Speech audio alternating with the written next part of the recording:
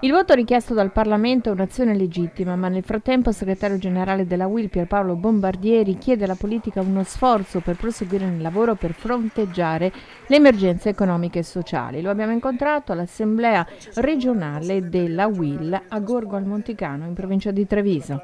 Noi abbiamo molto rispetto ovviamente per le decisioni del Parlamento.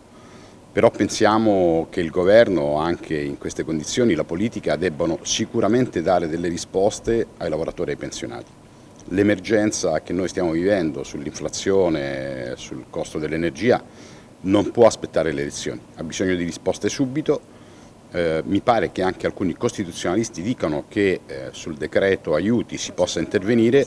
Noi ci aspettiamo comunque che ci sia un intervento immediato che utilizzi 10 miliardi a favore di lavoratori e pensionati. Io sono rimasto un po' male perché avevo delle rassicurazioni dove il nostro Presidente della Regione aveva in qualche modo convinto Salvini di non fare questo. Direi che sono un po' deluso di quello che sta capitando, e quello che ho letto anche sui giornali oggi, che si pensa già di lasciare il territorio per andare a Roma, e questo mi lascia ancora un po' più sgomento. Anche il Veneto ha bisogno della sua stabilità, ancora di più noi della UIL del Veneto cerchiamo la stabilità. Si va a elezioni tra pochissimo, quindi indubbiamente chi si candiderà sono coloro che sono anche un po' protagonisti di quello che è successo. Che cosa vi aspettate alla luce anche proprio del poco tempo, perché non credo che possano uscire degli outsider dal cilindro magico? Ma per quello che ci riguarda ci aspettiamo che i programmi che i partiti metteranno a punto e che i movimenti metteranno a punto tengano conto, per quello che ci riguarda, delle esigenze di chi oggi è rimasto indietro.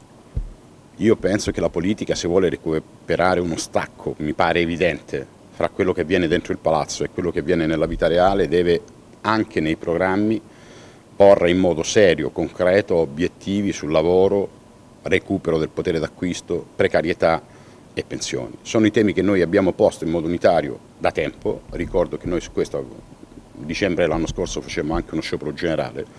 Sono le emergenze che la guerra ha in qualche modo esasperato, e le vie d'uscita non ci sembrano immediate. Credo che la politica debba fare uno sforzo per recuperare quella distanza che oggi registriamo. Noi quando votiamo sui posti di lavoro registriamo una partecipazione dell'85-90% degli aventi diritto.